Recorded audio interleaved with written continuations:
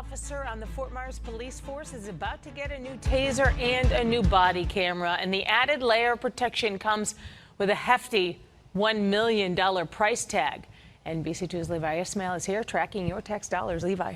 Kelly, the price is obviously what stands out immediately when you see this, but Fort Myers police say this is an opportunity to provide a sense of clarity for what happens on both sides of the badge. We have nothing to hide. This is transparency. They'll take the device, they'll plug it in, and they're ready to go for a day's work. Convenience and transparency.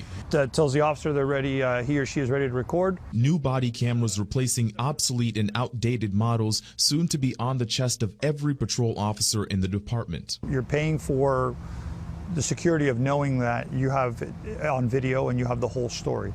Turn it off when they're done with it. For taxpayers, that peace of mind is expected to cost just over $1 million over 5 years. A lot of people look at these expenses and say, how valuable are these? You don't want to miss an event because your cameras are shoddy.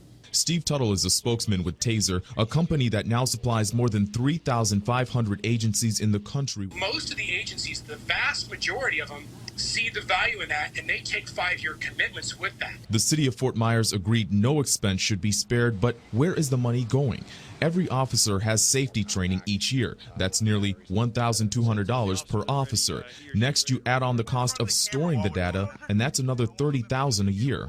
If you miss that video, what if you don't have it and you're an agency that doesn't have video cameras? Well, you could get sued for more than the cost of the value of what Fort Myers is spending. $1 million could be an easy lawsuit. Fort Myers police say it's about providing clarity. Lawsuits against police by bystanders capturing the video on their phones has become commonplace. It's going to change, hopefully, the mindset of some of those in the community that think we do things a little differently. The 5-year contract will allow Fort Myers police to replace all of their cameras twice, which in itself saves the city nearly $60,000 each year. We're live in the studio. Levi Ismail, NBC2.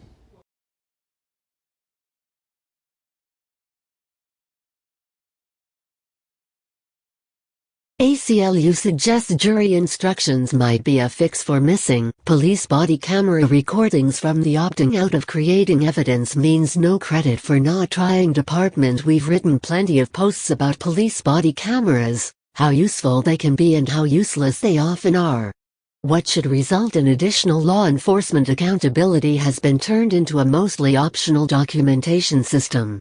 The new tech and its accompanying guidelines have done very little to increase accountability. Body cameras are pretty much mainstream at this point, but when excessive force and/or misconduct are alleged, footage captured by police is often non-existent. Officers disable recording equipment, delete footage, or simply claim the camera malfunctioned. Some repeatedly forget to activate their cameras ahead of controversial arrests and interactions. But what can be done about it? So far, law enforcement agencies have done little but promise to create more policies and guidelines, ones that can continue to be ignored by officers who'd rather not create a permanent record of their actions. There's been some discipline, but what little of it there is hasn't been very severe. And stories of repeated tampering with recording devices in some agencies suggests what is in place isn't much of a deterrent. The ACLU of Massachusetts has a suggestion: if missing/incomplete recordings are central to a prosecution or a civil rights lawsuit, a better deterrent might be to allow juries to impose evidentiary consequences for failures to record. From the ACLU's No Tape, No Testimony report (PDF), this instruction would tell the jury that, if it finds that the police unreasonably failed to create or preserve a video of a police-civilian encounter, it can devalue an officer's testimony and infer that the video would have helped the civilian. If the jury finds that the case involves bad faith, such as the outright sabotage of body cameras, then it should be instructed to disregard officer testimony altogether. This all tracks back to multiple lies told by officers that have been uncovered by cameras carried by citizens. In the Walter Scott shooting, the officer's narrative of a struggle over a taser was rebutted by a cell phone recording that showed the officer shoot Scott in the back while he ran away from him and then dropping something that looked like the officer's taser next to Scott's dead body. The ACLU's report lists several other shootings, like Laquan McDonald's, in which recordings directly contradicted official police reports.